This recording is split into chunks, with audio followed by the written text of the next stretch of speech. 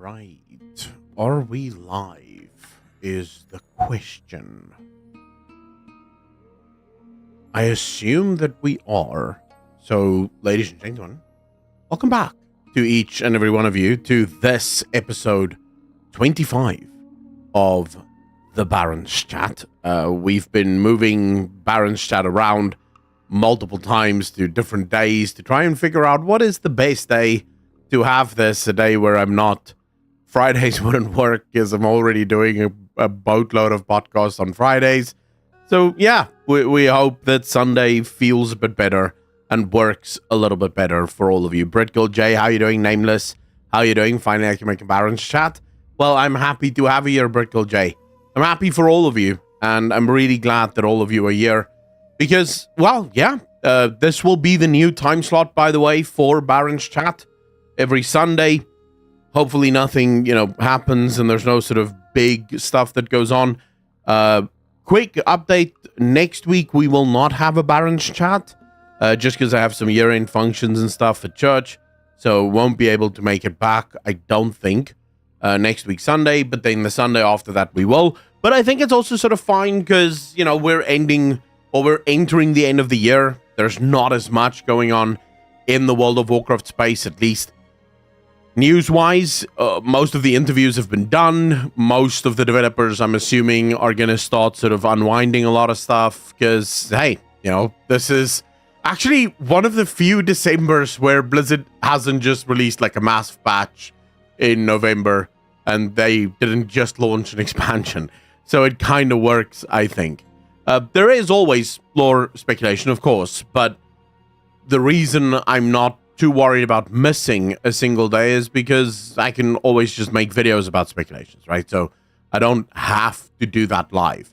The only thing that I like about the live stuff is I get to talk to you guys and you get to give me your ideas of what you think we should be doing or what you want to talk about. You do what you got to do, man. Just make sure to come back. Well, why would I not come back? I'll always come back. Anonymous, how you doing, bro? Look at sir and people in chat. Very happy to have you here, sir. Thank you very much for joining. Ladies and gentlemen, I think we'll kick off with the first conversation. It's a conversation... how do I put this? It's a conversation that I think is important to have, and the only reason I'm really talking about this is I've seen this pop up on Reddit a lot. I've also seen this pop up on Twitter, or X, a lot. And I think there's some unique conversations that need to be had in this scenario. And that is the question, why is Dalaran's destruction okay, but Teldrassil's wasn't? Now, to give you guys just a little bit of insight into the question and why this has caused such a stir online, they're not referring to can or can you not destroy capital cities. They're referring to how players have reacted. So there was a very strong reaction when Teldrassil was destroyed all the way back in Legion. Players were super annoyed and super angry. Some players weren't. Myself, I kind of liked it. I thought it was sort of like a big moment where the Horde sort of cements this war between the Horde and the Alliance. Of course, Blizzard decided to go a completely different direction with that. But then with the Dalaran destruction thing, most players didn't seem to care all that much. Now, to put stuff into... Let's go sort of step by step. I think that's the best way to answer this. The Dalaran destruction and the Teldrassil destruction, in my opinion, are not something that you can really compare to one another. Mainly because of who destroyed it. Teldrassil was destroyed, at least at the time, by the Horde. Now, in a game where players can choose a side, so you have one group of your player base that chooses Alliance and the other group chooses Horde, losing becomes a very tenuous and also very risky sort of, I guess you could say, experiment. If one side loses too badly, it starts to feel really bad to play on that side. And then if there isn't a proportional clapback, so to speak, then you just lose. And players don't like losing, especially in World of Warcraft, where we've been trained sort of over the years to just always win. Why would we now be okay with just suddenly losing? And I think we can all agree, especially in World of Warcraft, the loss of Teldrassil was never actually answered, I think, to the satisfaction of the Alliance players. The Alliance didn't get to completely decimate and destroy a Horde city. You could point out that, yes, okay, Undercity, but Undercity was already a bit of a hellhole. And again, did they really destroy it? Because it was more Sylvanas that destroyed it on their behalf. So again, it didn't really feel like the players were getting their revenge. There was no vengeance there. Sylvanas destroyed it and made it so that they couldn't move back in. So that's sort of the first thing. Who destroyed it? With Dalaran, it's a completely different story. You have Xal'atath, who is an enemy to everyone, except, of course, some of us who are very loyal to Xal'atath and would follow her right into the fire. But most people accept that Xal'atath is, quote-unquote, enemy at the moment. So when an enemy does it, it's a shared loss. So one side of the player base don't end up feeling like they were just kicked in the balls by the other side of the player base. The Horde cannot stand and cheer as Dalaran is destroyed because the Horde had nothing to do with that destruction, in the same way that the Alliance cannot claim this as their kill. So both sides are aggrieved equally. The other thing, of course, is Dalaran was never a capital city to anyone. Yes, it was a capital city insofar as during certain expansions, Dalaran would be our home. But I think I speak for most players when I say at the end of Legion, most players had sort of had enough of Dalaran being a capital hub. You know, Dalaran as a city, lore-wise, really interesting. As an actual city, it has things. It's fine, I guess. But it's not iconic. It's not like Teldrassil. It's not like Stormwind. It's not like Orgrimmar, you know. There's no real history there that people are attached to. So destroying Dalaran is never going to elicit that same response. Now, there is a downside to that, and that is how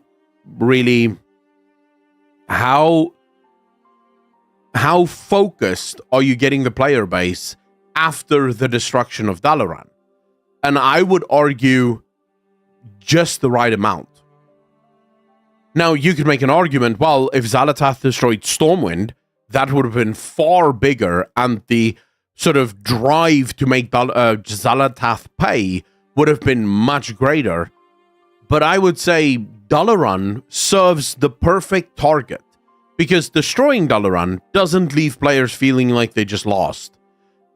But it does make players feel like we're coming for you, bitch. Right? So you get the reaction from the players, we want to stop this enemy, but we don't end up feeling like, well, that's just another thing we've lost. How much more do we have to lose before we finally get to claim our own back? And Dionysus, if you listen to what I said, you would understand I'm not referring to things being iconic or not being iconic. What I'm referring to is the level of of the icon. Dalaran is a cool city, don't get me wrong, and definitely in the heart of players, Dalaran will always have a special place, but it is not Stormwind, it is not Orgrimmar, and to try and make the claim that it is would be disingenuous. Just like 100%. No one is, no one is choosing Dalaran as their favorite city in the whole world. Lore-wise, sure, a lot of people might, because there's some cool lore behind Dalaran. But when people think about World of Warcraft and their favorite cities, it's not going to be Dalaran that ranks there. It's going to be Orgrimmar, or maybe it's going to be Thunderbluff, or maybe it's going to be Ironforge, or maybe for some people it might be the Undercity, or it might be Stormwind. But it's not going to be Dalaran. Not only that, but I feel like from a story perspective, Dalaran just made the most sense. Almost no other place would have made that much sense. And I wonder if we're not missing a lot by not making a connection between Teldrassil and Dalaran. Because I can't help but feel like there must be a connection there. Why did Xanatath believe that Dalaran must be destroyed? And then why did Sylvanas believe that Teldrassil must be destroyed? Now, Teldrassil is a world tree. The world trees are tapped into the ley lines, the nascent energy of Azeroth. Dalaran very much is like a focused iris. It's like a focusing iris for specifically that, the natural energies, the latent energies of Azeroth. So Dalaran is like supercharged with power because a lot of the power culminates there. If you remember back to the story of Malygos, the reason Malygos tied all of the ley lines to the Nexus was he didn't trust human mages with access to the ley lines. But then, of course, when Malygos was defeated, places like Dalaran could absolutely start tapping into these ley lines and utilizing the power within these ley lines for their own purposes. So I wonder if there's a connection between Teldrassil or the world trees in general and Dalaran's destruction, specifically since we have the Haranir now in the War Within, and they seemingly came from nowhere, and their only role and job is to defend what is the roots of a very ancient world tree that we, of course, know nothing about. Like, we don't know which world tree it may have been. There's some speculation here and there, but fundamentally, it's still sort of up in the air. I wonder how much more will be revealed, especially if you go through some of the interviews, and we will go through some of the interviews here. But when you start to go through the interviews, you see Blizzard. Blizzard seems to be very, I guess you could say, animated about this expansion and the exploration of the lore. They're very cognizant of the fact that there's a lot of lore that builds into this expansion, but they're desperately trying to build on top of that lore. And I understand why, because in every single interview that I've now read through in the last few weeks, they all seem to come back to the same thing. This expansion is the foundation on which the next decade or two of World of Warcraft is going to be built. Talking about the housing system, for example, coming in Midnight, the housing system is built to be an evergreen system for the next 20 plus years. This expansion is built in such a way that on top of it, more and more stories can be told. So I think we're gonna definitely see the ley lines play itself out. There's another question that I got during the week in the comment section on one of my videos, where someone asked, why is no one coming to help? You know, where are the Naru? Where are the old gods, or the wild gods rather? Where are the Titan Keepers, or the Dragon Aspect? Why are none of these beings coming to our aid? Now, the short answer, and I do want to make a video about this, the problem is just I don't know where to start. For example, the Naru, my answer is I don't know where the Naru is. One would think that this is like the perfect time for the Naru to show up and start throwing, you know, their crystals around or whatever, but they're nowhere to be found. The wild gods, again, one of these things where you just go, perfect. Now, for the wild gods, I would just put a slight sort of kink in the cable there and say it all depends on who controls the wild gods. I think for a long time, people have just sort of assumed that the wild gods are natural to Azeroth and no one controls them. But I have a feeling that the wild gods were created by Elune. I think it explains why the wild gods all go to Ardenweald, and that is where they are reborn should they die. That's also where they are created. We go back and we look at the story of Vol'jin. Vol'jin is currently being prepared to become another one of the wild gods, but he is in Ardenweald as this is happening. So I think Elune may actually be the creator of the wild gods, which means the wild gods serve Elune, which means for some reason or the other, Elune currently has zero interest in helping out. So even though Azeroth is in danger, Elune is going, nah, I don't think I'll come. the only reason I can think that that might actually be happening, and that might be the or what the reason might be, is Elune is very much aware of what the Manifold and the engines of the Titans were doing to Azeroth. Elune knows that it was never just about keeping Azeroth safe. It was about corrupting Azeroth, and she wants Xal'atath to destroy this, because once Azeroth is destroyed, Azeroth is free to empower Elune, and Elune can then use her wild gods. I actually think, by the way, this is literally fanfic at this point, because we have very little evidence of this, but I think the reason the wild gods exist is Azeroth spoke to Elune, and Azeroth gave Elune the sacred charge to build an army. The Thragar was created by Azeroth herself as one of her armies, right? And I think it patches into that. So Azeroth is building an army. We, for example, I believe, are soldiers in the army of Azeroth. And at some point, we're going to find out who we're fighting. I don't know exactly who we're fighting, but we are going to be fighting someone. So that's sort of where the Wild Gods is at the moment. The next one, for me, the Titan Keepers. I would be willing to bet that the reason Titan Keepers have not come to our aid is because they're incapable of. Remember, the Titan Keepers were built with incredibly restrictive code. There are some things that they're just not allowed to do. And no matter what they do, no matter what they try, they cannot break that code. And it is clear that this particular landmass was not a place where all of the Titan Keepers could come. It was very controlled. And so I would almost argue that that's why the Titan Keepers don't show up, because, well, it doesn't even occur to them.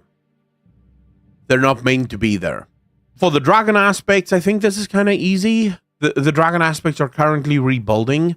Like, even if they wanted to come help us, they would be in no shape to do so. They've just gone through massive internal wars.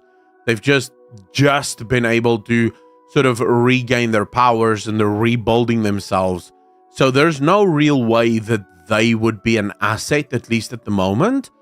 But I do think we might see all of these forces show up towards midnight as this thing. Because you have to understand, from a lore perspective, we're still in the early days. You know, the war hasn't really kicked off yet. We don't really know what Xal'atath is doing. You know, Xal'atath at this point is just sort of chilling out. If you know, like, at most, she's basically just chilling out a bit. So I would almost bet that once we recognize the threat that Xal'atath poses, that's when these other forces may actually be called upon and may actually come to help. But do not expect help from the Naru, because I think the Naru, when they finally do arrive, they're not going to come as friends. At least they might arrive as friends, but they'll very quickly turn into enemies. But that is my answer to why is no one coming to help. That is my answer to why is Dalaran's destruction okay, but Teldrassil's wasn't. I hope that provides a decent answer at least. Let's quickly see what you guys have to say. Look at certain people. How you doing, sir? You do what you gotta do, man. Well, one of the factions that we play killed the tree. The Nerubians aren't either of us, so maybe that. Good point. Also, we are and want to be the Horde, not the psychopaths. Anonymous, I wouldn't mind being a bit of more psychopathic, just to be fair. Dionysus, I've answered yours as well. I think you are spot on here. Dalaran was the perfect city to destroy. That will get both Horde and Alliance pick up their axes. Yeah. Some could attach the Void with an aspect of Elune. Matt, you could, but I'm not entirely ready yet to attach Void per se to her. Hey, Akko, you're not on Twitch, but can I still send a Prime sub now? Sinroth, yeah. I mean, obviously. Dude, I'm always grateful for any and all subs. You know, anyone that wants to support the channel, if you have $5 or $1 or $10 or whatever you have, I'm obviously always grateful for that support. So yeah, by all means, man, thank you very much for even considering it. The only active keeper right now is Tyr, and he is still questioning things. There might be others. I mean, if anything, we found out just recently that there were way more keepers than we thought, Matt. I mean, we just discovered a bunch of keepers in this patch or in this expansion that isn't, like, anywhere, right? We don't know what happened to them. So, yeah, I wouldn't be so quick to just say, well, you know, there's only the one. There might be way more, and we just don't currently know about any of them.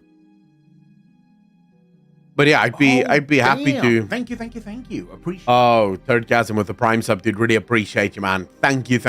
You're far too kind, sir. Thank you so much. I really appreciate you.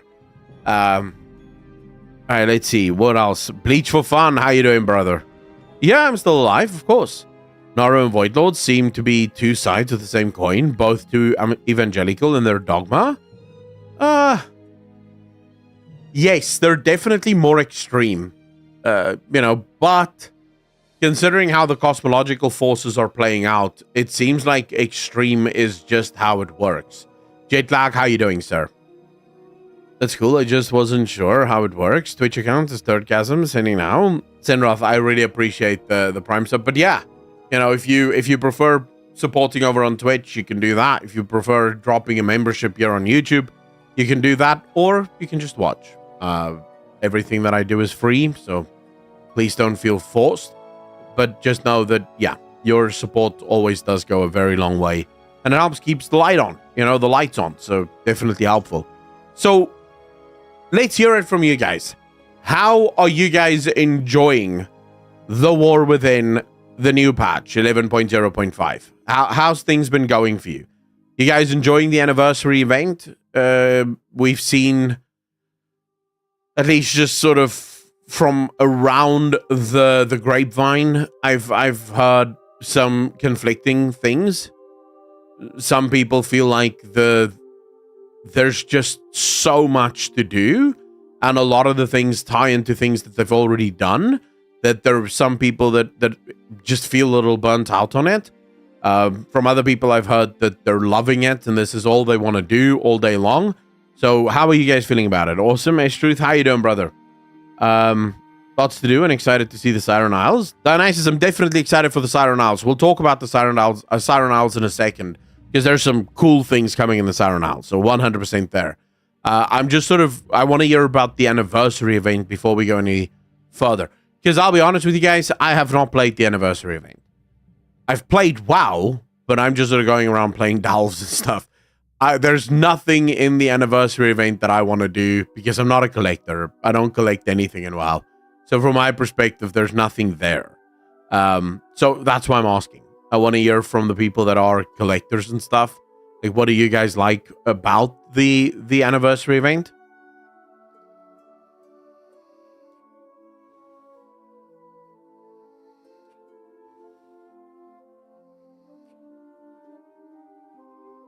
All right, so it seems like a lot of you are pretty excited about it.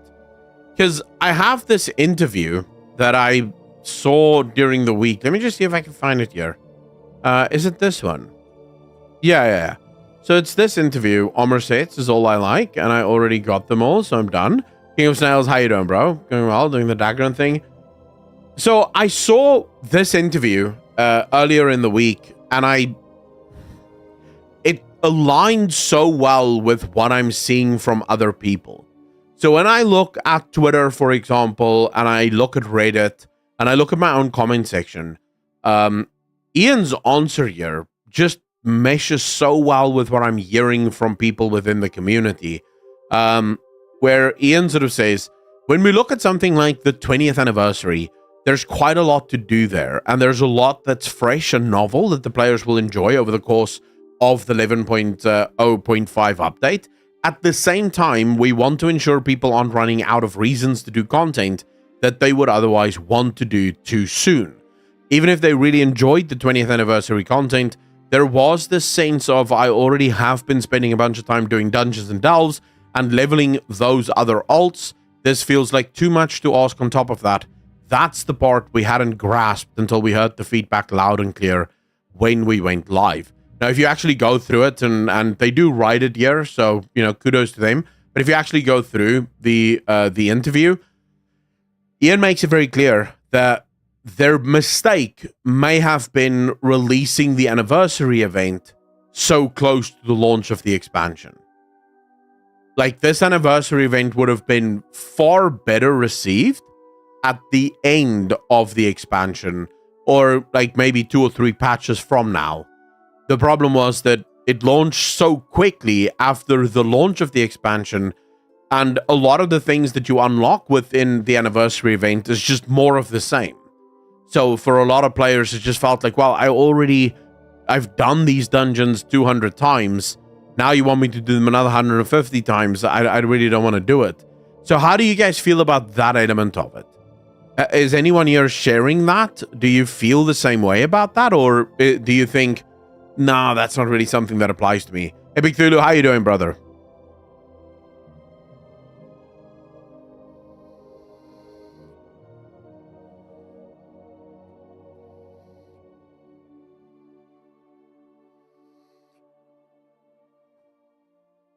Because I think there's also definitely something to be said for the difference between players who know life World of Warcraft at a very hardcore level versus players who, generally speaking, know life World of Warcraft on a more casual level. Now, I realize that might sound as if it's sort of contradictory, but I don't think it is. I play far more casually. And even when I'm no-lifing WoW, it is more casual. I can spend hours just running around the zone, finding little lore bits, or killing a bunch of mobs, or doing side quests, or maybe just spend an entire Saturday doing delves. And that's fun for me. I'm doing it at my own pace, at my own leisure. But then you have the hardcore no-lifers that spend the entire Saturday running back-to-back Mythic Plus. So I wonder if this isn't harder on people who know life hardcore versus people who know life more casually. Because the more casual players, this is just another reason for the casual to be out in the world and collect stuff, Just another cool reason to be there. Whereas for the more hardcore player, it's another reason to be doing more Mythic Plus, which they're already sick and tired of doing. It was a little early. I wasn't feeling a content lull as I do stuff with many alts. Don't raid anymore because life, lol. Okay, yes, I think it came out too early. My team was still progging Mythic Queen at the time, and no one wanted to do BRD raid. Dionysus, that's obviously another problem, is the fact that many guilds would still actually be progging on the current raid, and then you bring out another raid, which now sort of pulls them into a completely different direction. So I can absolutely see that. What I do like is how quickly Blizzard realizes that mistake. And, well, to be fair here, and I do want to stand up for Blizzard on this, they were very much caught between a rock and a hard place. You don't really get to decide when it's your 20th anniversary, right? Like, it is or it is not the 20th anniversary. If Blizzard waited a couple more patches, then it's no longer the 20th anniversary. It's now the 21st anniversary of World of Warcraft. So it is sort of like one of those, well, what are we supposed to do actually with this? I think personally, it may have been better for Blizzard to... Because it next year will still be the 20th anniversary. I mean, it's a year long. So maybe a better approach may have been a mega cinematic, or maybe a series of cinematics that drop that keep people sort of interested and interesting, sort of like an interesting thing for people to cover, and then slowly but surely evolve that over time. I think that might actually have been a better idea. And then next year, say May, June, that's when you launch the anniversary edition, because that's when it sort of will pop off, Whenever I play WoW, it's purely for fun and occasional challenges. War Within feels like it was made specifically for me. I definitely agree with you there. I feel like as a casual player, every single time I log into War Within, I don't feel like I'm behind. Even Dragonflight, which I think was a hell of a lot more alt-friendly than, Shadowlands, for example. even in Dragonflight, I would log in sometimes and I would just go, bro, I'm so far behind. And the only thing I can really do here is either dungeons or raid. I don't really want to do either of those. But even if I did want to do that, I'm so far behind on gear that I would now have to go spend hours just grinding, Mythic Plus or grinding world content just to catch up on gear. Whereas, and I'm gonna put that out there, the delves solved a lot of my issues. I don't know. I don't care how many people feel about the delves, but for me, delves really plugged a giant hole for me in World of Warcraft. Because prior to delves' invention, I would have been stuck in World of Warcraft doing nothing at this point. There would be nothing for me to do. I don't want to do Mythic Plus. I don't want to raid. So what else do I do? Well, I can go grind the world bosses. Yeah, that's very not fun. I can go do a bunch of world quests. That's, again, very much not fun. Or I can just go into a delve and go screw around for a bit. And maybe I go a tier higher and see how that goes. I especially like the fact that it doesn't force me to wait until I hit the item level mark for my delves. I've consistently been able to do delves that are like 5 to 10 item levels higher than what my gear is at the moment. And it works perfectly, you know? I still get to do it. Yes, it's a bit slower, it's a little bit more challenging, but that's kind of the thing that I enjoy about it, is the fact that it's a little bit more challenging. And from my perspective, that makes it just so perfect, because I'm not out here competing with anyone else. You know, I'm just competing with myself, because I'm not running the delves against other people. I'm just running the delves for myself and having fun with it. So I think delves are just a phenomenal addition to the game. And the other addition that I am super excited for is Drive. Now, I'm not sure how many of you know anything about Drive, the new system coming in the Undermine story. But Drive, in my opinion, is another one of those systems that can very quickly become even more fun for players as the game evolves. So Drive is the new ground mount system that's basically dynamic riding for ground mounts. And in the Drive system, you'll have this car that you can sort of upgrade, and you can put boosts on and increase its speed and stuff. But they already confirmed that one of the things that we'll be getting in the Drive is also races. So at the moment, it's just race courses, the same as what you have with dragon flying or dragon riding. But if I'm Blizzard, and Blizzard, if any of you ever watch my streams, I don't think you do, but if anyone ever sees this stream, if I may ask just one question, make a place, like a proper racetrack, where players can race each other. You do, dude, that will slaughter in World of Warcraft. You put in a proper system where people can upgrade their car and sort of fix handling or make themselves go really fast, or, you know, they have to sort of choose how they want to optimize their car, but then they get to race each other with these cars. Dude, that'll go hard. There are a lot of people that would love doing that. And then if you start adding, like, maybe some weapons, mines, or like bazookas that if you drive fast enough, long enough, you fill up a bar, and this unleashes a massive bazooka that can knock cars out. If you start adding stuff like that, people will just go ham for that. And that offers you another evergreen system that you can offer alongside delves for players that don't want to join the rat race. We want to play the game, but we want to play the game on our, on our terms, not on anyone else's terms. I think that would go so hard. Yeah, you think about the Thousand Needles racetrack that was never actually utilized, but now imagine it being utilized finally.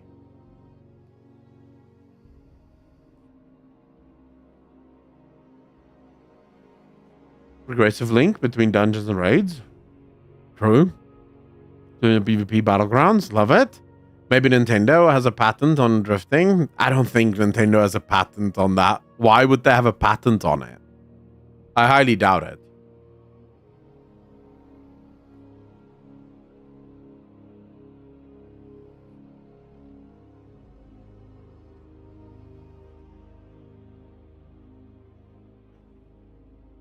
All right, what else? What else are you guys thinking about?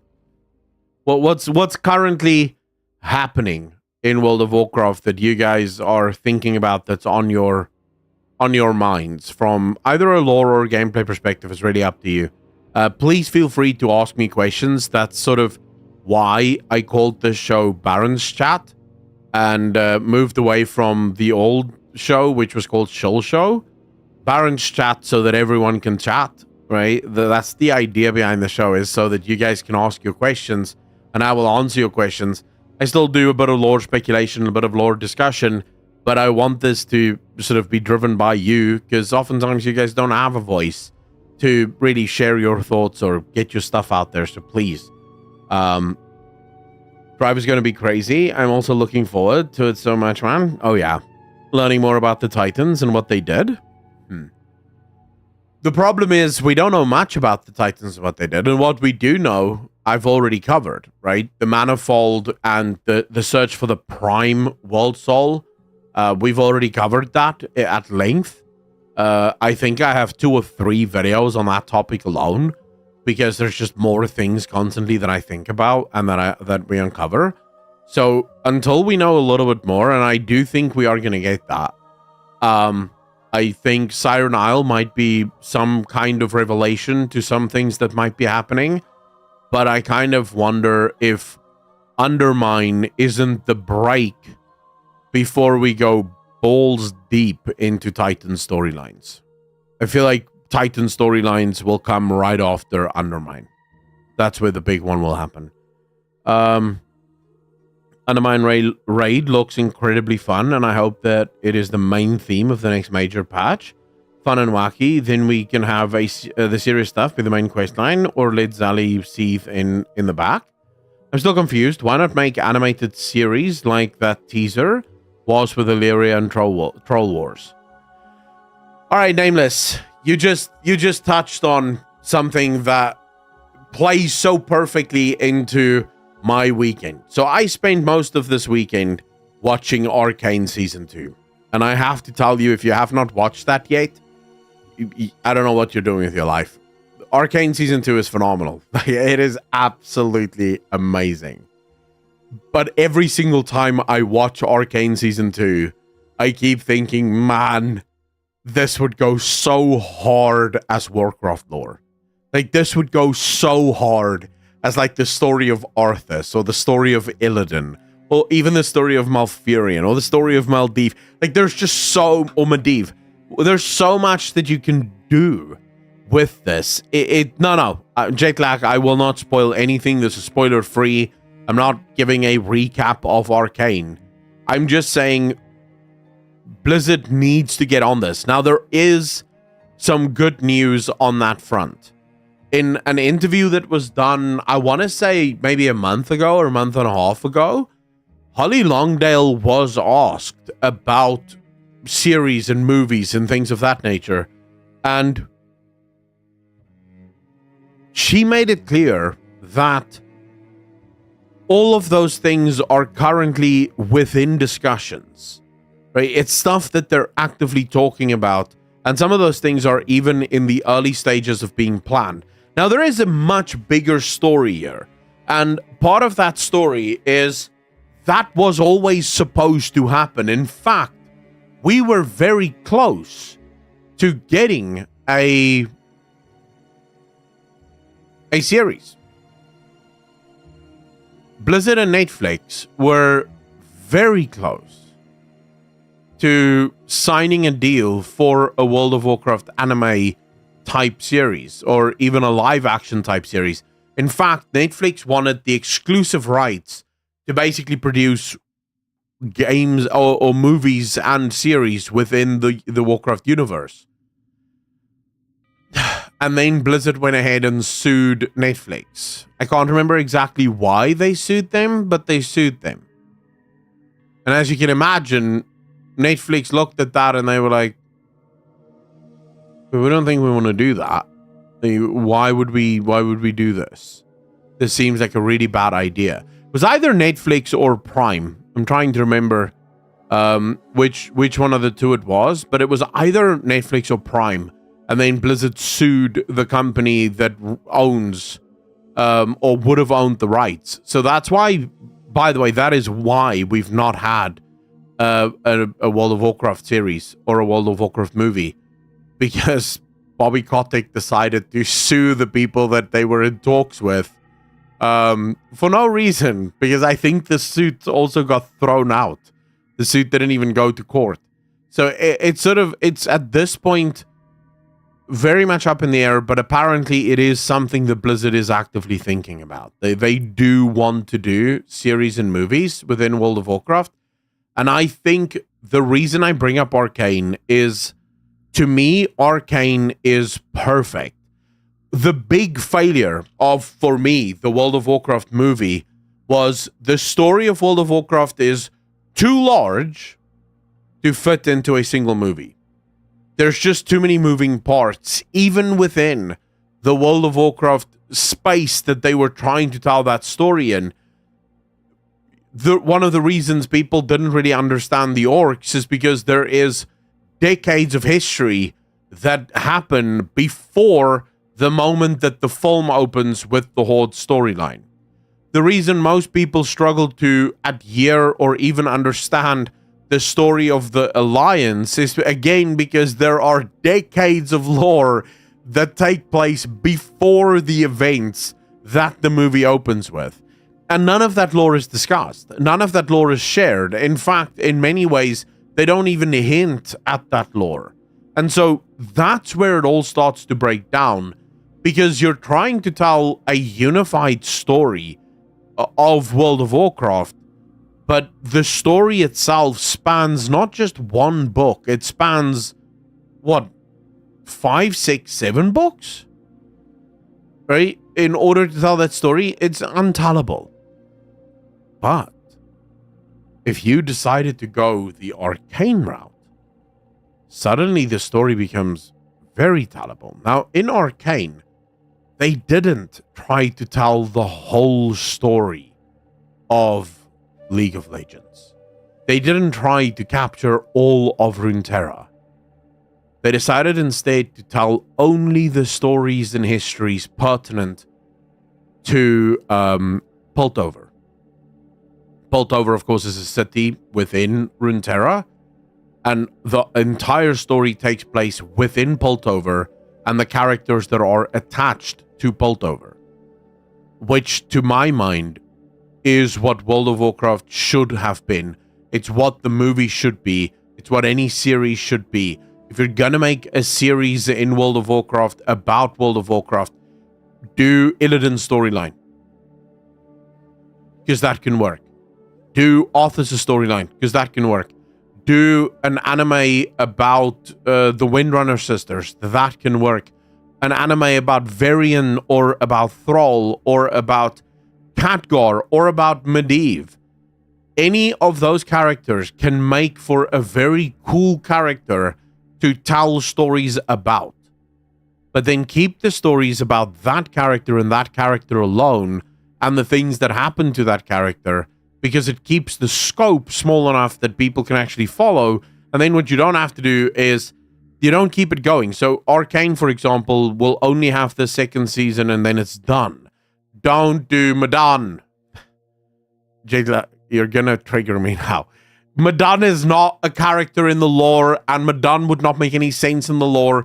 If Madan becomes canonical, all gameplay of World of Warcraft ends immediately.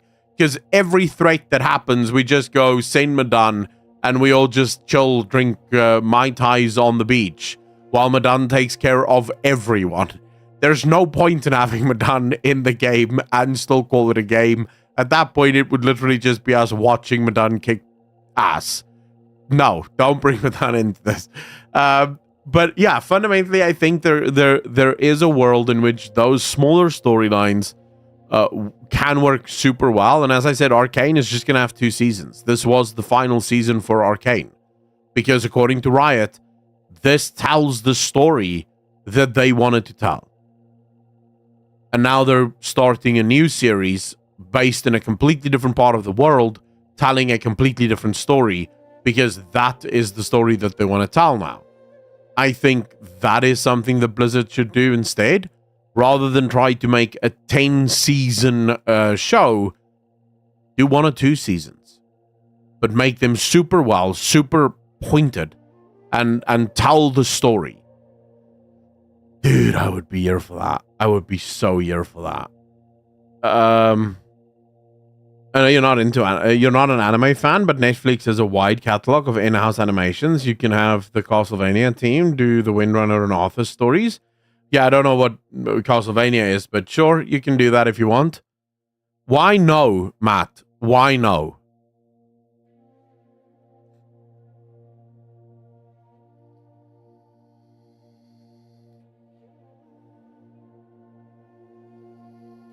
Lord of the Rings get an anime?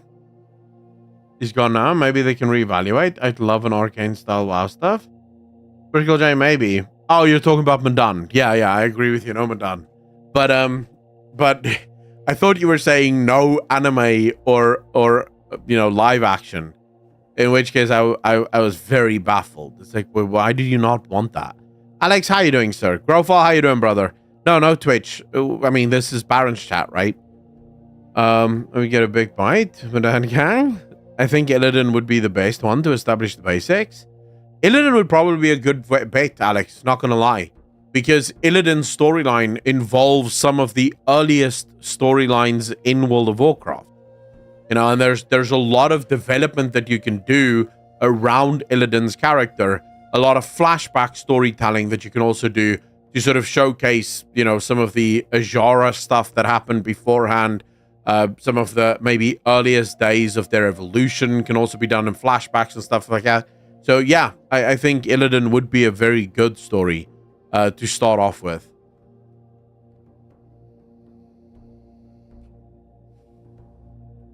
What is Castlevania, Epic Thulu? Starting area, that would be so insane. King of Snails, if you're asking what I want most, I want a full-blown animation series of Arthas.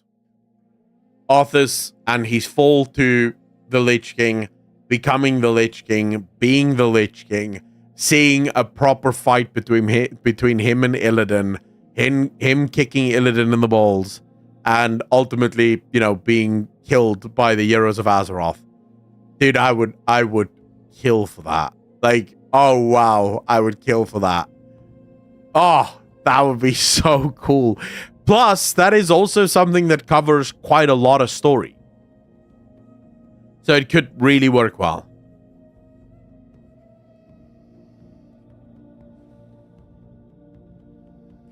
And Lord Loop, yeah. Because I'm already seeing potentials for spin-offs. Because within the Arthur's storyline lies captured the storyline of Sylvanas and the Windrunner sisters. So you showcase the Blood Elves, the world of the Blood Elves, the fall of the Blood Elf Kingdom, Sylvanas becoming a Banshee, breaking free, the Forsaken, and then Sylvanas' storyline can be an easy spin-off into other things. So there's just so much that you can do with Arthas or with Illidan, linchpin characters that play a pretty big part of the story.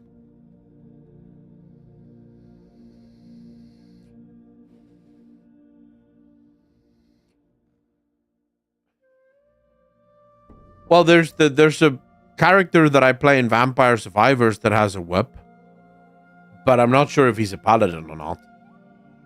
Henry Cavill was rumored to be Arthas in the second WoW movie. Matt, I just want to say, so those rumors were literally just based on Henry Cavill saying he would love to be in the Warcraft movie because World of Warcraft is his main game. Well, one of his main games. And I don't think it was ever actually confirmed rumors. Because the World of Warcraft second movie was only and ever going to be a second movie before the first movie came out. I have this on very good authority that by the time the movie came out, everything was canned. Like, when they saw how terrible the movie performed, they were like, yeah, no. That movie cost way too much money to produce, and it did not go anywhere near as big as we were hoping for. Which I'm still not entirely sure why it didn't go that big. World of Warcraft is a huge IP, so I'm not sure why it failed to penetrate in the way that it did, at least in America. Disciple, how you doing, brother?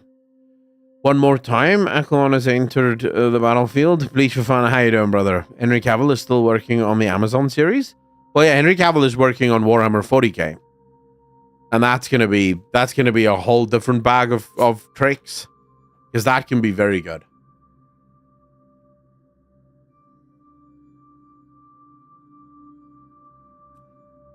Jetlag, I wouldn't say prior to Arcane, I would have said, no, I want live action. I hate animation. But if you can make it look like Arcane, do your thing. Like, make it anime. I don't care. Because that is fire. I'll go so far as to say Arcane live action will not and cannot work. It cannot work. You cannot tell the story in the way that you do and do the things in the way that you do in live action. It has to be anime because of the creatures that you have in it, the way it works. It's phenomenal. I love it so much. Exactly because the style fits. The Amazon series. So I don't think that would happen. Fantasy in live action never hits right for me. Grim, I wouldn't say that, because are you now, in other words, saying Lord of the Rings didn't hit for you?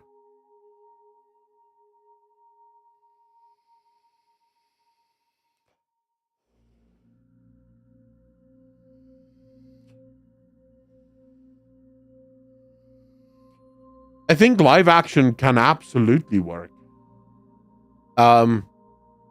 It's just way more expensive, obviously, to do live action. With the WoW movie that was terrible, Joe, I wouldn't go so far. They are in talks to now do another movie.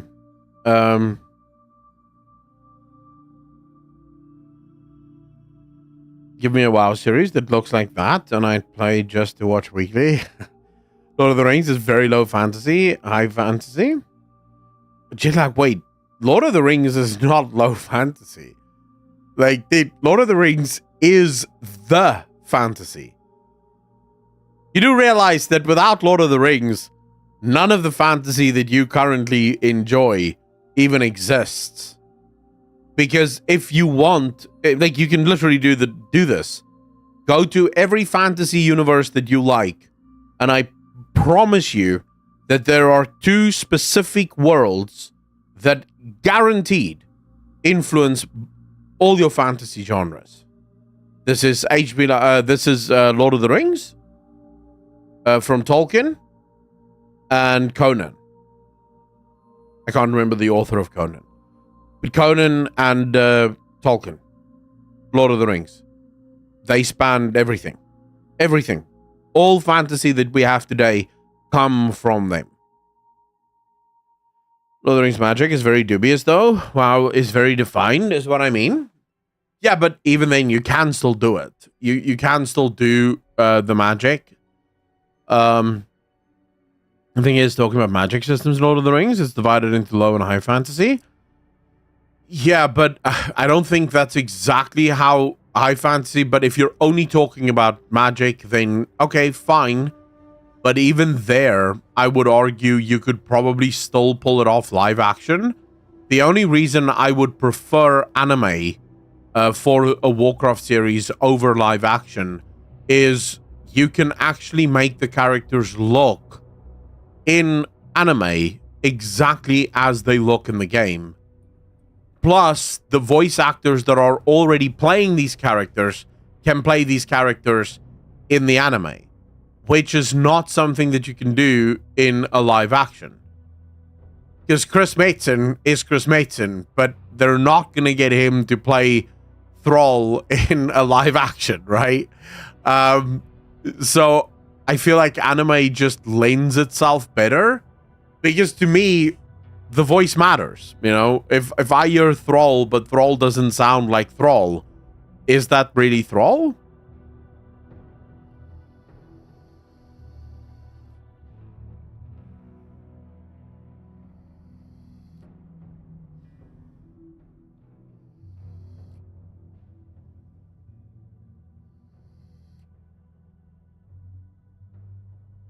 Yeah, well, even if you went with the Illyria short that we got, that could also work. I liked that style. Although I do think that style more polished in terms of like what a series can do. Oh man. That would slap. Tales of the Past? No, what's that? As a setting that is equally balanced between fantasy and realism, so it's normal fantasy. Game of Thrones is more realism than fantasy, so low fantasy. WoW is high fantasy. Lord of the Rings is good. I just find live action puts boundaries on the movements or expressions that can be reached. Graham, I get what you guys are saying, and that's the exact reason why I also prefer it be anime. But if you do live action well, I will argue live action hits harder than anime, at least for me, as a viewer with specific tastes. Outside of Arcane, I don't watch any other anime because I don't find other animes good. I don't like anime. I don't like animated stuff. I prefer live action. So for me, live action almost always is the way to go. Except if they go the Arcane route, because the art is so bloody good that there's just no point in even arguing about it. Just about the only high fantasy franchise that has rocked the box office with every movie. Yeah, now they have another movie coming, or another series coming. I don't know if you guys saw, there's a Harry Potter TV series in the works. HBO is making it, which might actually go very hard if it's HBO doing it.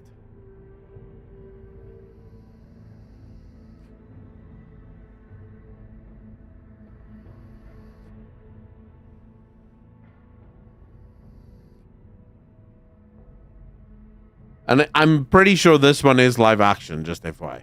I think my issue would be that a live action battle between a mage and a warlock is actually a CGI battle. Well, true. Blood Vixen, how you doing? That Castlevania Netflix series is a banger too. Man, can you guys stop forcing anime down my throat? I don't want to I don't want to watch your anime nonsense. Like, just give me a good old-fashioned live-action movie. I'll be fine. I'll do that instead. I prefer that. I do. I actually do. I'd argue HB did so well because it was young adult phenomena, and those young adults have now become adults with their own kids that they have got into HB. Maybe, but I don't know what Goblin Slayer is, so I would say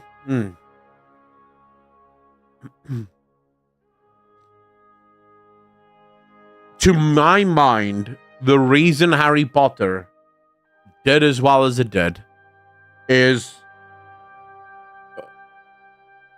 there's numerous reasons. The first is it's a really well-written show. It just is. It's a well-written movie. Everything that happens in the movie is believable within the setting of the movie. They at no point do things that leave you scratching your head going, what the hell is going on? Every single one of the characters are incredibly well-rounded and well-developed. There's no character that comes in out of nowhere and is just suddenly super powerful and, doesn't have any downsides whatsoever. Plus, you get to grow up with these kids. I think that was the big one. You get to grow up with these kids. You see them grow up. You see them go through their trials and their tribulations. And that works. It really does go a very long way to selling the story. And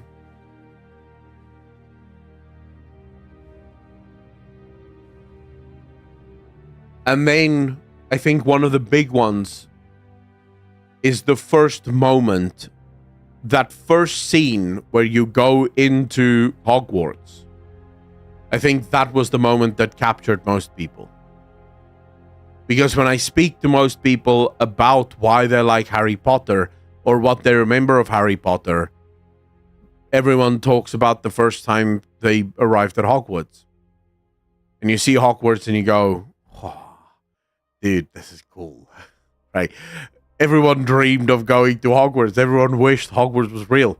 That, I would say, is probably the moment Harry Potter became a phenomena that was just never going to go away. I was the same year at school as HP, etc. as each film came out. Nice. Bleach is the Jordan of anime, in my opinion. I don't care. I don't care. You guys can stop trying to sell me on anime. I promise you, I'm never watching anime. I will watch Arcane because it's good. I'll watch whatever World of Warcraft brings out because I always watch whatever World of Warcraft brings out. But I end there. I do not watch anime.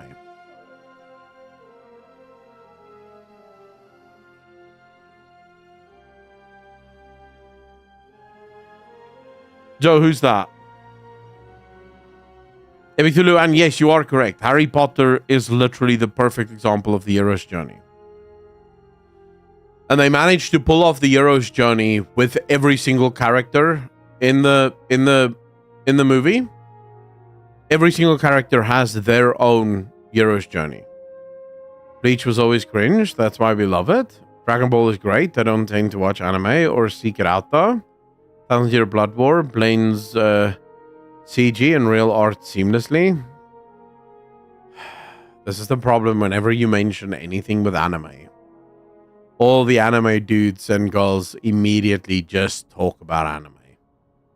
Like once you open the door even a little to anime, it's kind of like that old meme about CrossFitters. How do you know someone watches anime? They'll tell you. And then they'll tell you again. And then they'll start telling you what series to watch. But you shouldn't watch this series. You should only watch the first season of this series because the other seasons suck. But then if you watch this one, you should also watch this one because really this one just does things so much better than that one. But that one is required because it sort of tells the story of this one. So before you watch this one, you should watch that one instead. But then, dude, you should see The World, man. It just works. This is the greatest show ever in the history of ever. But also this other show is the greatest show in the history of ever. Because both is actually the greatest show in the history of ever. In fact, all the shows are just the greatest show in the history of ever. If it's anime, it's good. It doesn't even matter. And also, you know, all hail Japanese girls. I don't know. That's just always the conversation with anime guys and girls. It's like, what the hell am I doing here? Ravenclaw forever. It's right, Giggity. Cyclists are the same. You have to know they are a cyclist, how far they've gone and where they've been that day. I don't care. Ninja Scroll is my favorite anime. Okay, I'm gonna DM you on Discord 2 screenshots from Bleach. I don't care, Disciple. Why would I care about this? Let's talk about something a little bit more interesting. About 9 days ago, we got the making of the Warcraft cosmology chart by Dave Cossack. He is one of the lead designers on World of Warcraft, or at least the former lead designer for World of Warcraft. And he speaks about how they came to this. How this became the final cosmology chart. Now, the reason I'm talking about this isn't because it has some major lore reveal. It really doesn't.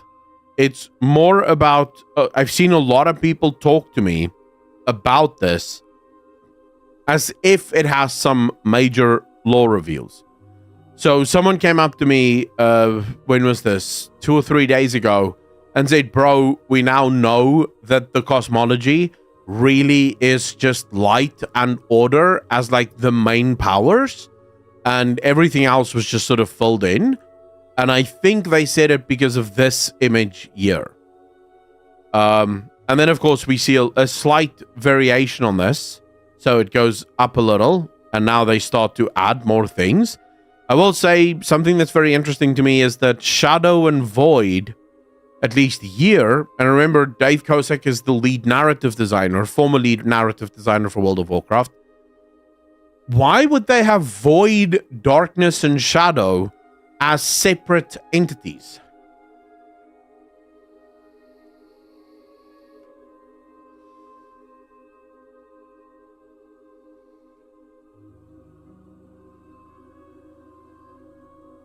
That hit me as very, very interesting.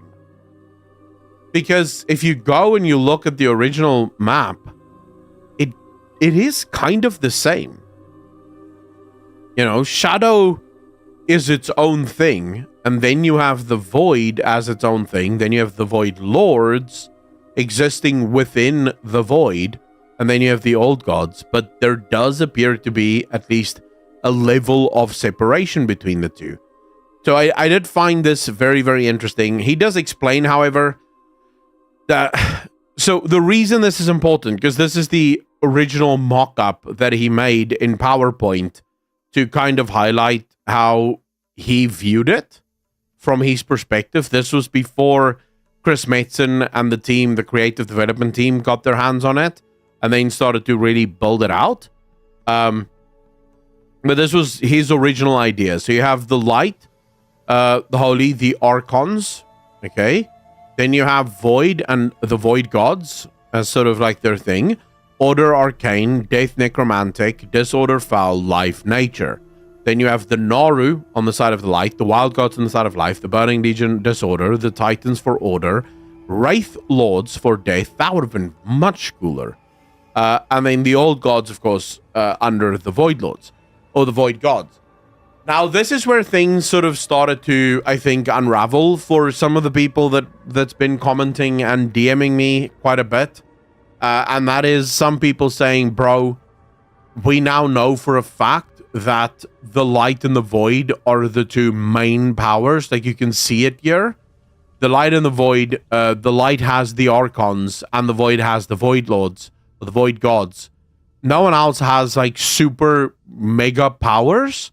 And I believe there's even someone who made a video on this, like an actual lore video on this. So I won't go into names here, but basically using this picture and from this picture determining that no, this is in fact revealing that the Archon and the Archons, so in other words, pretty much all of the major players are either Void or Light. They are the only two powers that really matter. Now, I will just say, this was from one person's perspective, and this was from the lead narrative designer. This is how he saw it. But after it went through the entire UX team, or the art team, as well as Chris Metzen and the team from Creative, this is what they ended up with. And I think it is important when you look at something to not just look at the in progress and think, wow, clearly this proves it. Because this proves to me, in fact, that as Chris Metzen and the team were looking at this picture, they were like, well, we don't like the idea of the Archons and the Void Gods. We don't like the idea that these are the only two main powers, but we do like the concept of everything becoming 6. He does actually make it in his post very clear. They added things to get everything to 6. They wanted everything to be 6. So 6 clearly is a super important number within World of Warcraft, at least when it comes to the cosmology. But this map that was drawn by a French artist, it's Joseph Lecroix. I'm not sure how to pronounce his name, but he drew up the final one. This was now once he had insight and perspective from everyone. This is the final result. And I do think it's important that this is the only thing we take as canon. If we start to take the in progress or the work in progress things as canon, then you're really only looking at the world from the perspective of one man, not realizing that that one man not only didn't have the final say in where everything goes, but more importantly, isn't even in charge of this anymore. right? So that guy isn't even around anymore to make these decisions on his own or make any of these decisions. Fundamentally, this is where we're at the moment, and I think this is the only one we should be looking at. I don't just mean this cosmology map. I mean we should look at the final result of things. We shouldn't try to figure everything else out based on this, for example. So who are the Wraith Lords? Well, Joe, that's the thing. We don't know if Wraith Lords even exist. Now, I still believe that if I were to use this picture, I'm going to break my own rule, and I literally just made that rule. But if I were to use this picture as evidence for anything, I would say the fact that they had the Wraith Lords in there, to me, suggests that the Eternal Ones are, in fact, not natural to the Shadowlands. Now, you guys know I've made multiple videos on this. I've shown you evidence of the Eternal Ones not fitting within the Shadowlands. There's so much, but the biggest one for me, and it's the one that the first ever video I made of this was about a month and a half after the launch of Shadowlands, where I made this video speaking about the River Gargua. The River Gargua is the River of Souls that flow through the Maw. But it flows literally throughout the whole of the Shadowlands, and then it ends inside what's that big tower? What's the Jailer's Tower called again?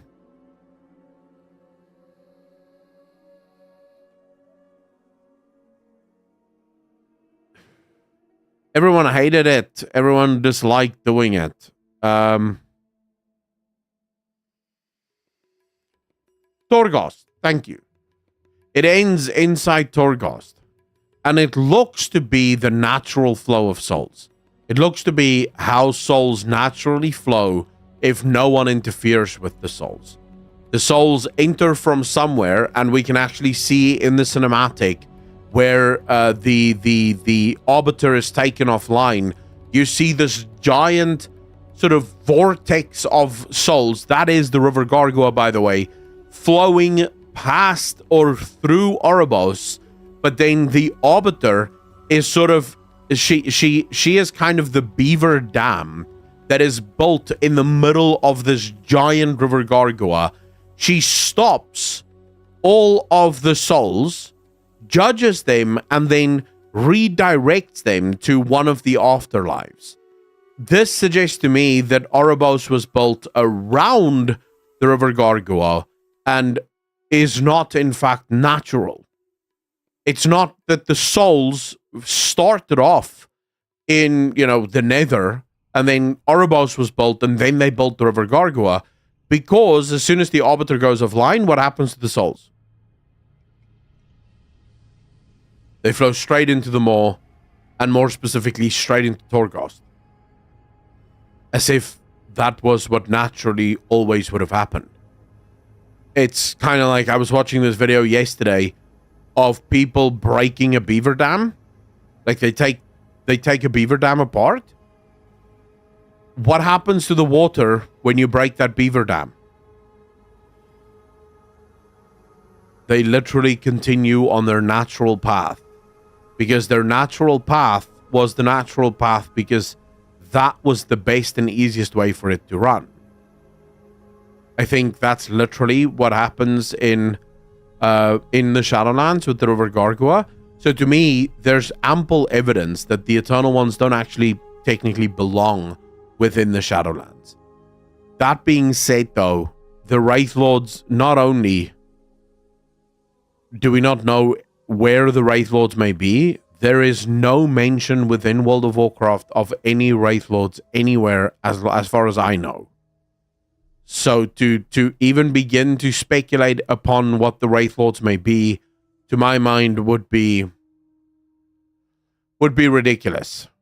Because it's clear they didn't go with that. That's not what they decided to settle on.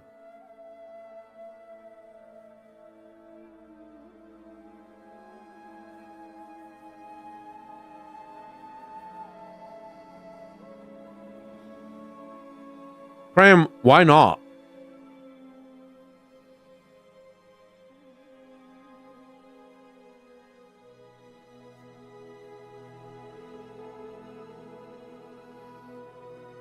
So I have no problem believing. I have no problem believing that the natural flow of souls is they start within, because he does actually in this post, I should just mention this. The one thing that they did keep from him is the Emerald Dream and the Shadowlands being connected to reality. Everything else isn't connected to reality. As you can see in his original picture there, you have the Emerald Dream, reality, and the Shadowlands in almost a bubble of their own. They exist completely separate from everything else. So this is the one thing that they decide to keep inside this. Now, I can absolutely see this being the natural flow of things. Life starts within the Emerald Dream, enters into reality to exist, and then ends in the Shadowlands. Now, you mentioned the anima. If we imagine this to be a natural system, then it is almost certainly the Shadowlands again feeds the anima back into the Emerald Dream to become life once again. Life then flows into reality, flows back into the Shadowlands. So it forms a perfect cycle within itself. Because remember, energy cannot be destroyed. It only gets transferred or transformed into something else. So that would be literally it. The energy within the Shadowlands would not be destroyed, but instead it would flow differently.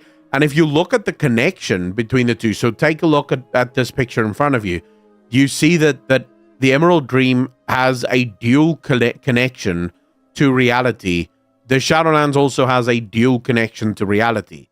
It is perfectly possible that the Emerald Dream takes anima from reality, i.e. from Azeroth. The anima that it siphons from Azeroth is then created into life.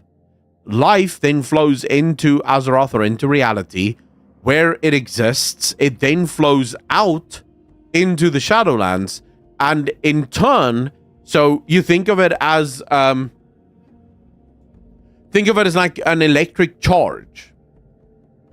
So as the Emerald Dream drains Azeroth of electricity, of anima, the anima that is stored within the Shadowlands is drained from the Shadowlands into Azeroth in order for Azeroth to get back to equilibrium, and all the while the Emerald Dream keeps siphoning off in order to create life. So you have the perfect cycle that continuously preserves all of the energy within the cycle. And if I am correct, what ended up happening here is the Titans did not like this. The Titans did not like the idea of this power being taken from them. They didn't like the idea that the anima did not belong to them. And so in the same way that they erected a giant manifold around Azeroth, they did the exact same thing to the Shadowlands and to the Emerald Dream. It is not a coincidence that when you read the Chronicles, they tell you that they ordered the Emerald Dream. And yet they tell you nothing about the Shadowlands. In fact, all they tell you about the Shadowlands is that no one knows what goes on in the Shadowlands. We just know that souls go there upon their deaths. It is not a coincidence. The reason they did not tell you what happened or what they did within the Shadowlands is because they desperately don't want us to know what they did in the Shadowlands.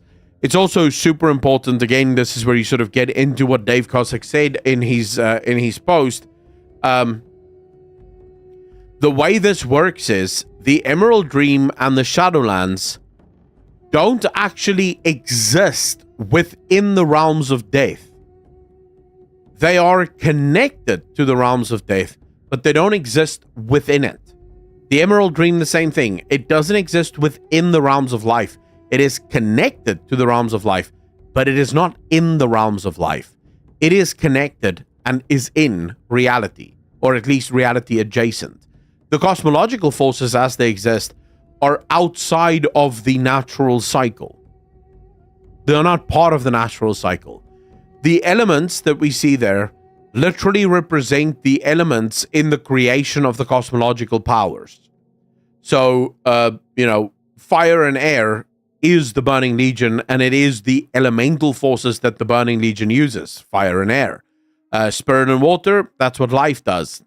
Water and earth, that's what the Titans do, because they literally build planets. I'm just telling you what Dave Cossack said. And decay and air is for death. It's what death uses. So these things are connected to them, and the elements are used by these things. But the elements themselves aren't even connected to reality. Reality exists completely within itself. It is a closed loop system. So to my mind, this entire system, the inner workings of the system, was corrupted by the Titans. Because the Titans saw an opportunity, they saw a plan, we don't know exactly, but clearly the Titans had some plan. And this is the result. We live in that result right now. The Shadowlands was clearly ordered by the Titans. Gregory, how you doing, bro? Why do you say that?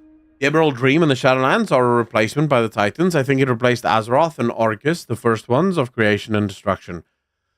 No, I don't think the Emerald Dream and the Shadowlands were... I don't think they were created by the Titans. I think Argus and Azeroth are the natural first ones of the universe. I definitely agree with you there. But I think Argus and Azeroth is reality. So I think if you were to look at this cosmological chart, even though Azeroth looks as if she is the one in reality, I think it is Argus and Azeroth that together make reality. Argus is connected to the Shadowlands. Azeroth is connected to the Emerald Dream. Azeroth is the one that creates life. Argus is the one that unmakes life. He destroys life. So I do think you're correct there, but I would just change the way I express it a little bit. When it comes to the language barrier of the Titans, they might not even be lying intentionally. No, I absolutely agree with you. Because remember, and it's actually a good point there, Epicthulu. The Titans don't have separate words for order or creation. From the Titans' perspective, nothing can be considered created unless it's been ordered. So the Titans may actually, in fact, not be lying to us. From the Titans' perspective, they're not lying when they tell you that they created everything. They're not lying when they tell you that they, simply ordered Azeroth, or that they simply ordered the Shadowlands. Because, well, there's no difference in their language between order or creation. It's the same thing. Because it must be ordered before it can exist. Which is a weird thing, because, how did you discover Azeroth if Azeroth didn't exist until you created it, or until you ordered it? But then how did you order it if it didn't exist before you ordered it? But the Titans don't seem to have too much of a problem with moral contradictions, so we'll just leave that to them, I guess.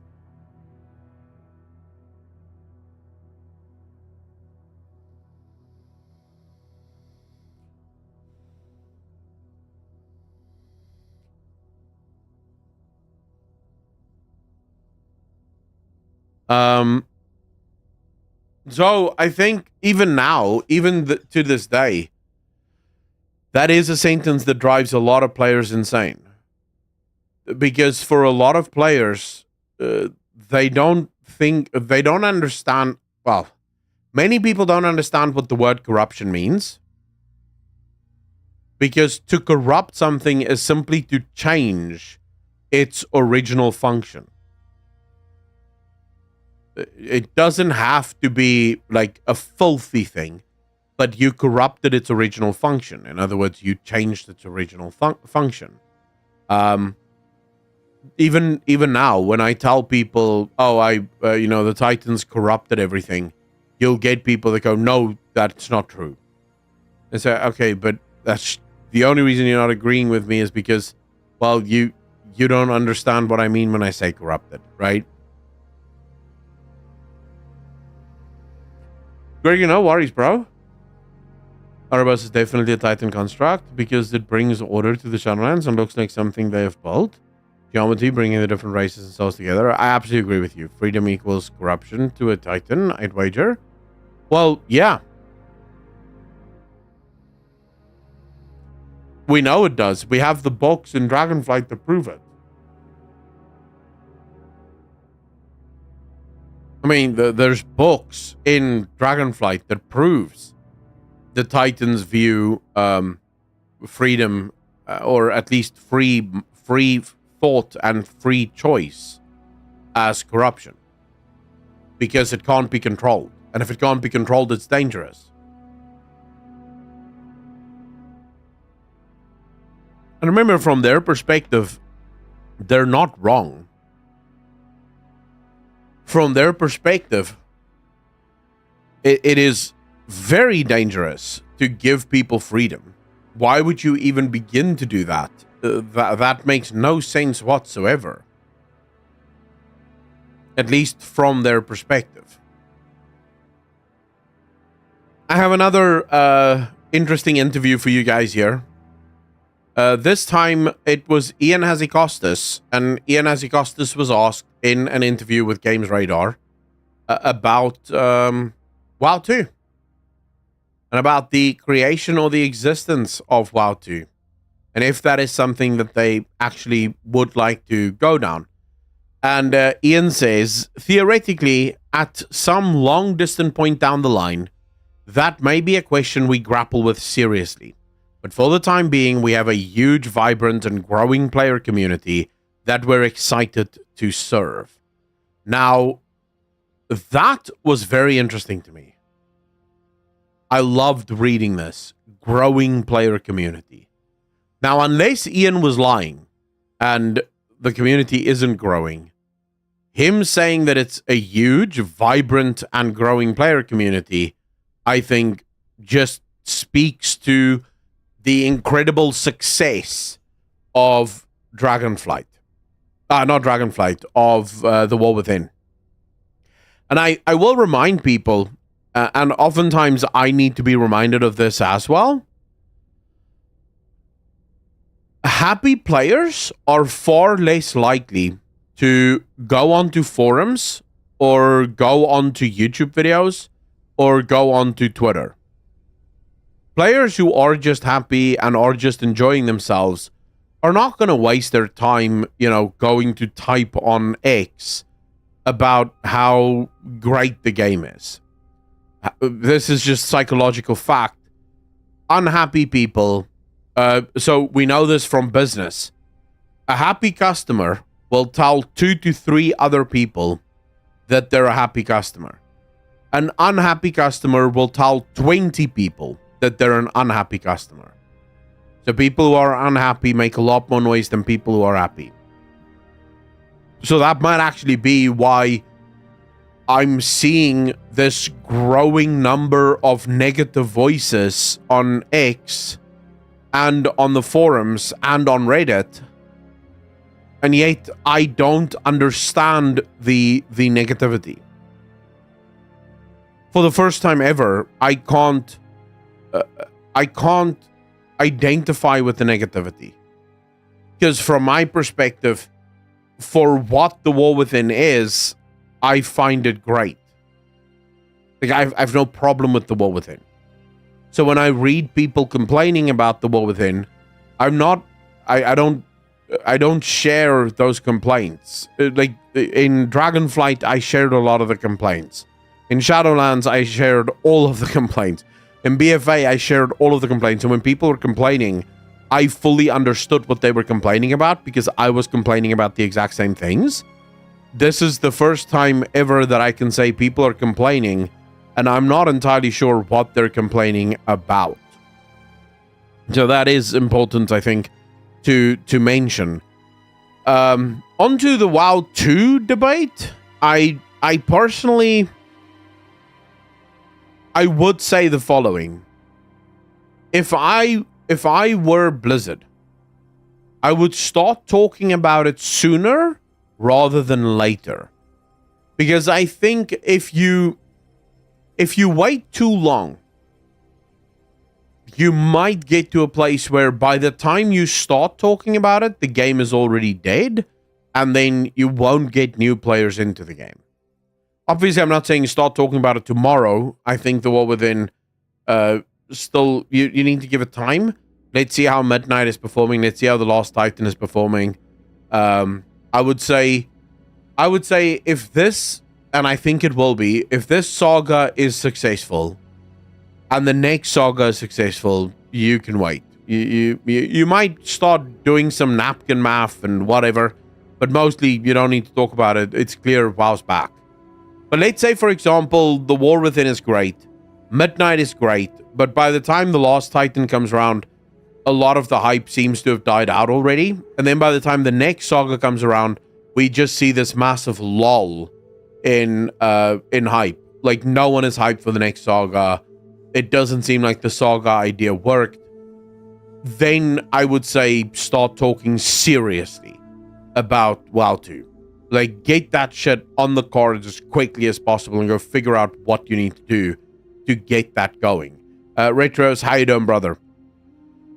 But yeah, for now, I don't think WoW 2 needs to be discussed. And then he says, we're constantly tearing out some old-fashioned, foundational system and replacing it with something that will scale to support our new server architecture, to support new graphics pipelines, to support new aspects of multiplayer interaction that the original game couldn't have imagined.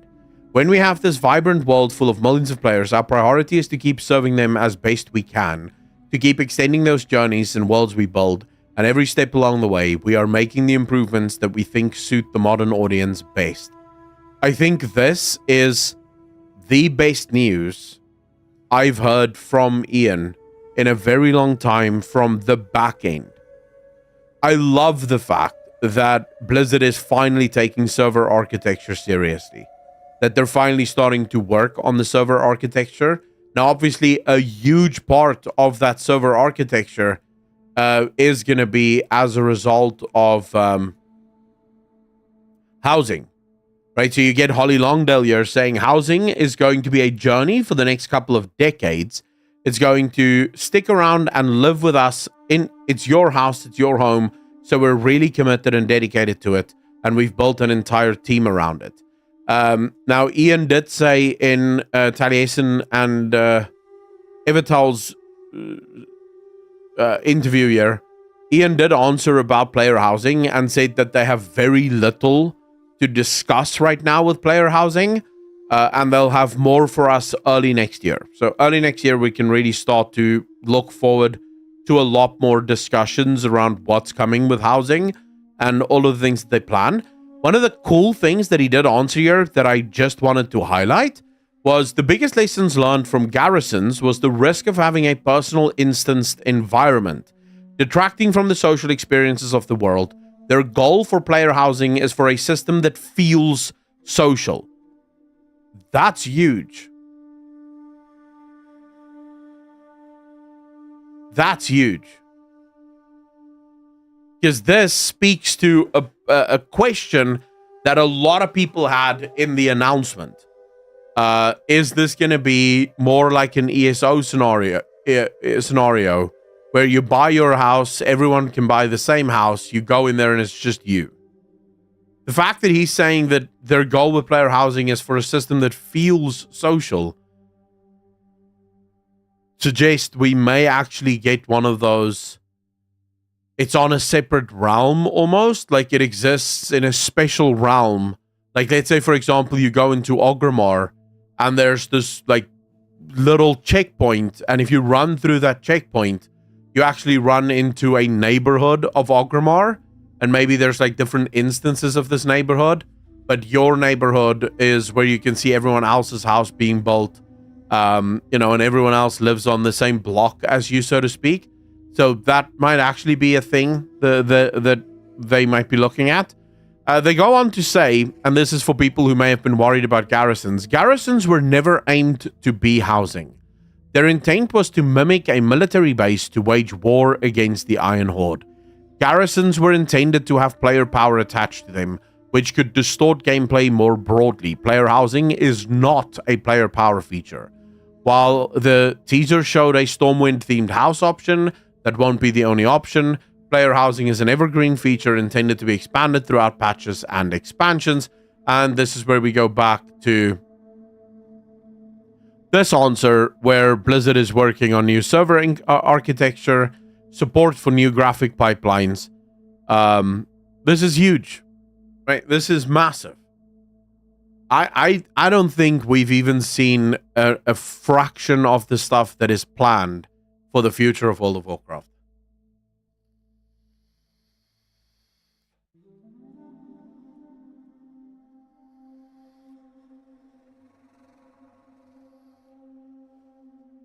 But Matt, he does literally say in this interview that this housing isn't garrisons.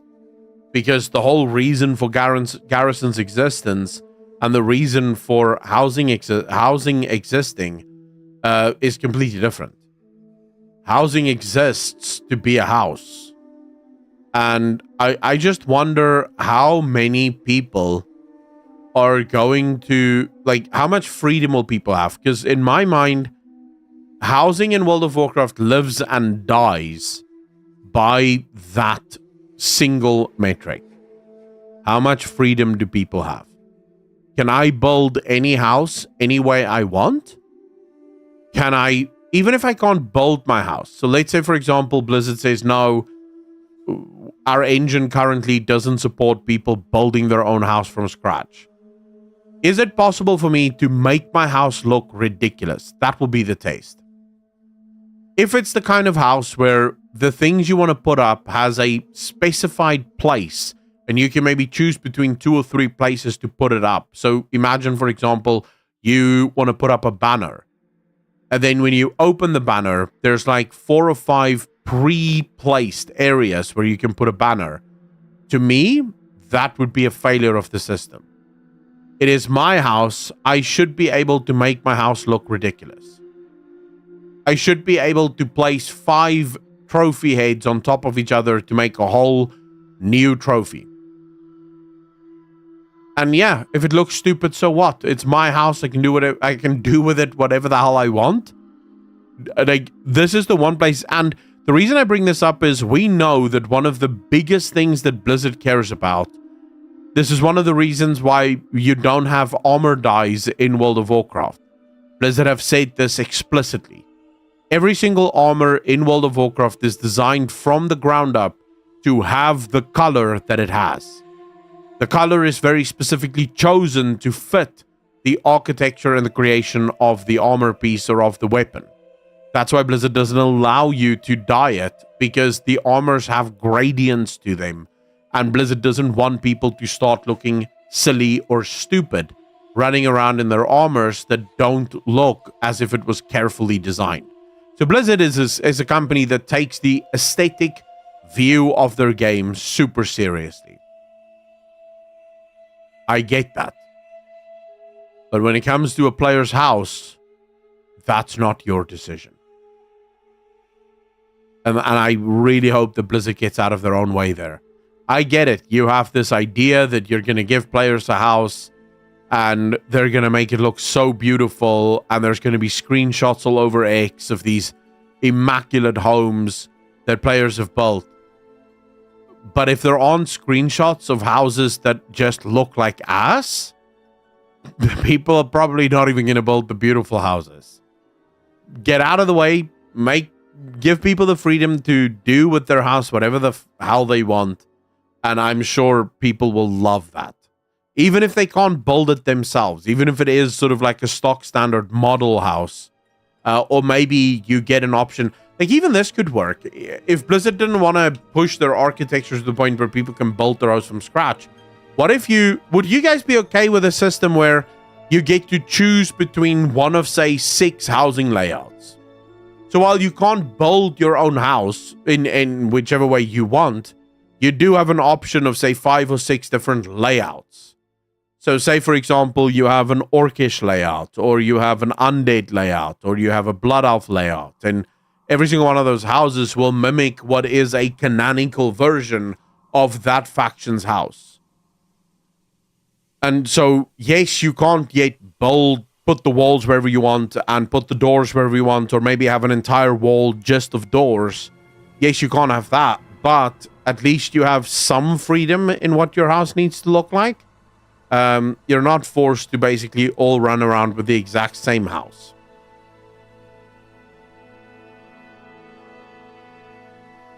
Parmesan, I did. Wildstar had some good housing. Worried that they'll replicate garrisons. I think Blizz learned a lot from them and will definitely take notes from other games with player housing systems. Gregory, remember, ultimately Blizzard will always be limited by the engine. The engine is the thing that scares me the most. Moshfront, how you doing, by the way? The engine is the thing that scares me the most, because WoW's engine has always been slightly problematic, at least for me. I'm not a huge fan of their engine. I love the graphics of WoW. I don't want the graphics to change. But the engine seems so finicky to me. I can't wait for housing to launch and then suddenly the whole game crashes because it can't handle the housing in the game. You know, so that'll be fun, I think. Creels, how you doing, bro? They're using the same technology that the Delves use, though? What do you mean?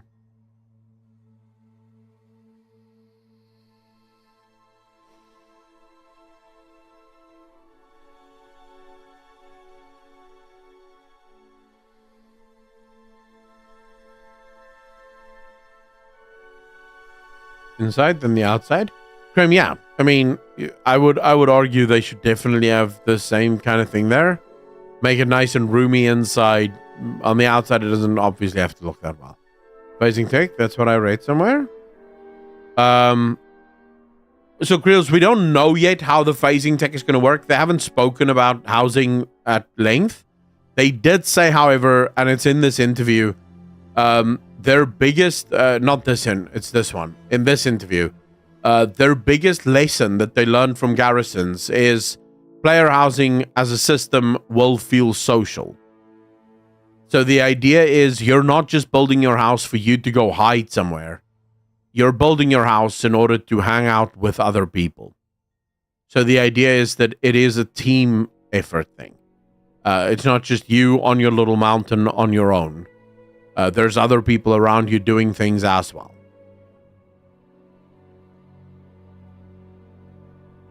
Matt, I can almost tell you now, Blizzard won't do alts having their own house. It will most likely be an account-wide house.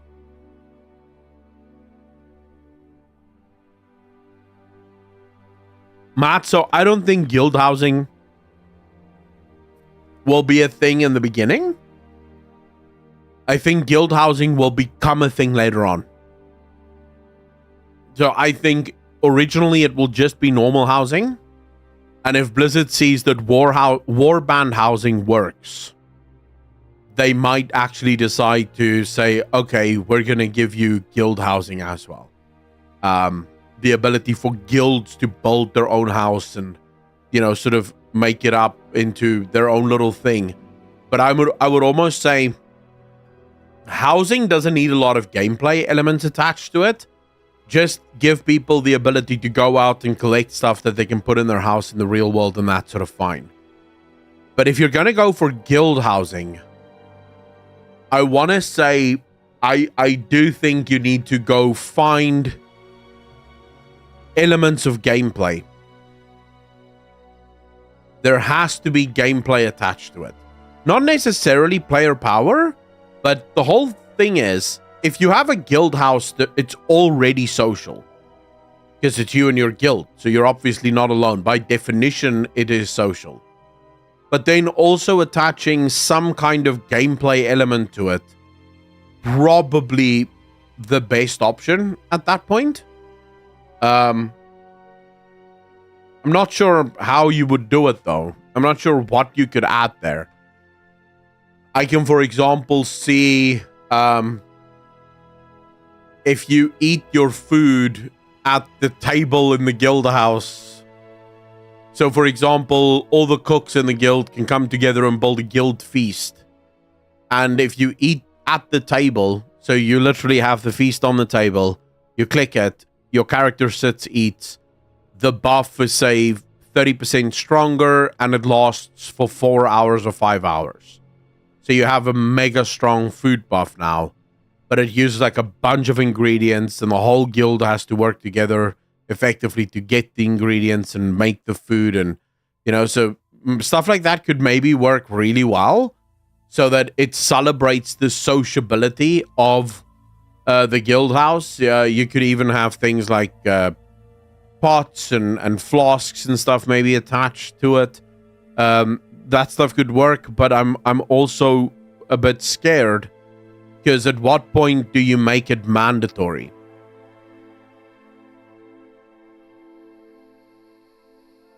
Michael, how you doing, brother?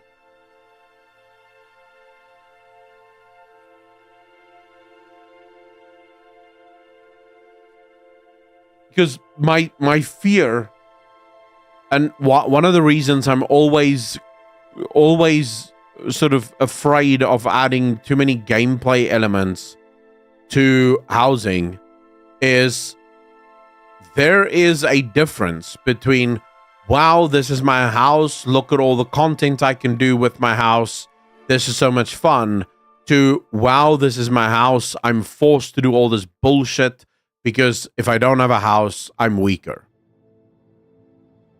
Right? At what point does a house become a forced element rather than just a fun element? Because if you force it, it's not going to be fun. Because I guarantee you there's plenty of people that don't want to build houses. You're looking at the guy that doesn't want to build a house. World of Warcraft adding houses is one of the greatest features ever. I'm super excited for it. But I'm excited for you guys that like housing. I am not excited for myself. I will never build my own house. I will not decorate my own house. I will not waste my time in my own house. I don't like housing. I have no interest in it. I don't see the point. So what happens if housing becomes forced now? You know? So yes, basically class halls from Legion Dilemma. The class hall is really cool. The idea is really cool, but at what point does it become so strong that now everyone's forced to have it? Howdy, how you doing, brother?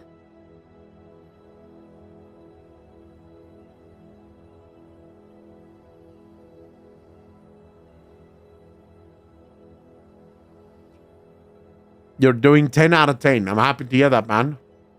All right, boys, we have about 10 minutes left. You can ask whatever questions you want, and I'll answer them as quickly as possible. Because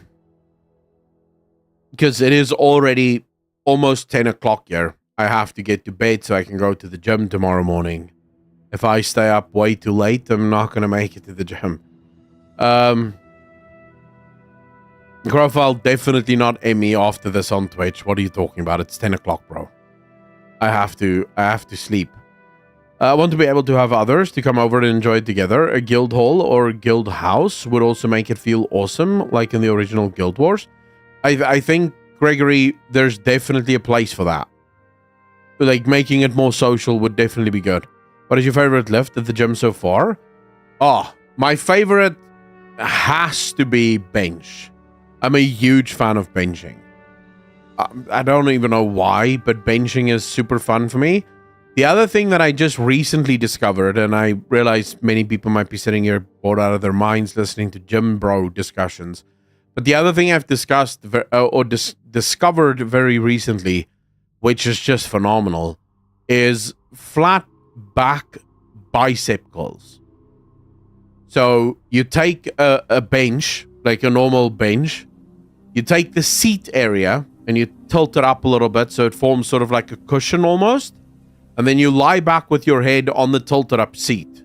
So you're lying flat with just your head a little bit up. And then you you do bicep extensions, so bicep curls, lying down. Bro, the pump on that thing is insane. It really screws up your biceps. And the other thing is, the DOMs that you get on that is nuts. For about 4 days after that, I could not bend my arms or make them straight. It was nuts. It genuinely felt like I was gonna rip my biceps for about 4 days after that. So I would say that's probably at this point my favorite. Isolate the arms, oh yeah. Because with all other... So I'm not the one who came up with it, just to be fair. Dr. Mike, he's a bodybuilder on YouTube. I found the exercise from him.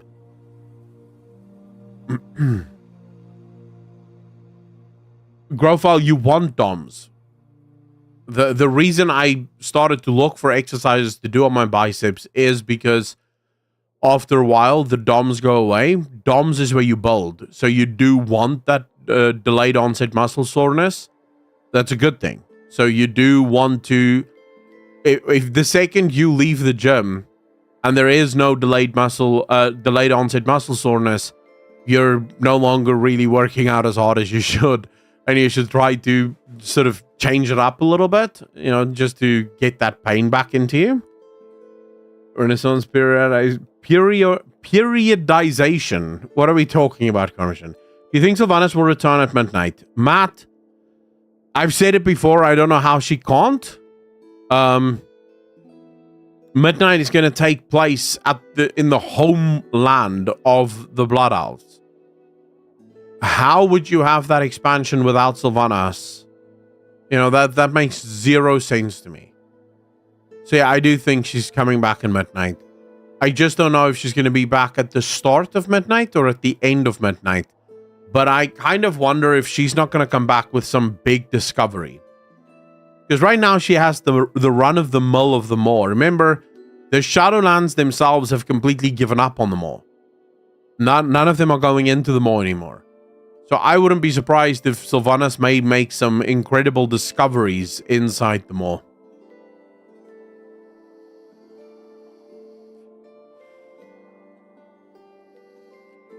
Hadi, I don't watch porn, so I have no idea. My sincere hope would be never, or not soon. So I don't know. I didn't even know Mia Khalifa was super popular. Dr. Mike Israel, the bald dude teaching bodybuilding on YouTube, RP hypertrophy. Yeah, that guy rocks. Same time, I've into a lot in DF. She's still looking for Nathanos? Yes, Matt. Well, that's the official story. She's still looking for Nathanos. Redeemed writing, one expansion. Redeemed within one expansion. Profile, redeemed is a strong word. I don't think Sylvanas has been redeemed yet, and she might not be redeemed. That might just be part of her redemption arc. Grills, thank you very much. I appreciate that, bro.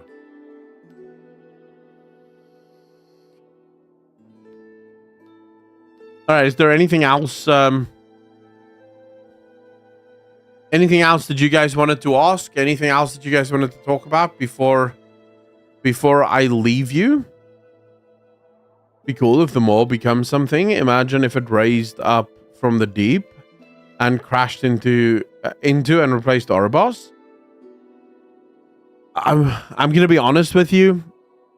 At this point, I would be surprised if Shadowlands is ever used in any way more than just a bits and a pieces thing. I would be mega surprised. Because, let's be honest, Shadowlands was a giant failure.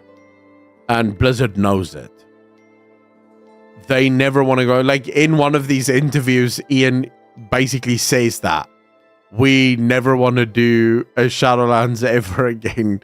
Ever again. Shadowlands was a big screw up. We know it was a big screw up. We're never going back there. We're not never going back to the Shadowlands. Just they're going to try to never do that again. So I don't think that... Maybe in a few years from now, when players have sort of forgotten about Shadowlands and sort of forgotten about just how bad the Shadowlands was, maybe then you could bring back the more or bring back elements of the Shadowlands. But I would be mega surprised. There is something else that I just quickly wanted to throw out there for you guys. You guys know the remixes. This will be the last thing we talk about. And Growfile, I'm not sure yet. For now, that is the plan. But it does depend on what I need to do tomorrow. Like, if I have, like, mega things that I need to take care of, then we'll only do Tuesday. But, I might be live tomorrow. I usually have to edit podcasts and stuff on a Monday. So, that takes quite a few hours. But if I'm done with all of that before, like, a reasonable time, I will be live tomorrow on Twitch. Well, Matt, it's more than just rumors. It's all but confirmed. So Ian was asked about Legion Remix, and he said, anything's possible. There's some foul green tinge at the right of the roadmap.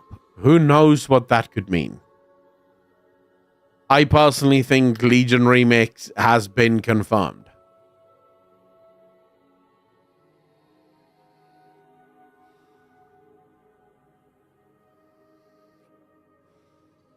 The question is, how do you guys feel about Legion Remix? Is Legion the kind of expansion you want to see remixed?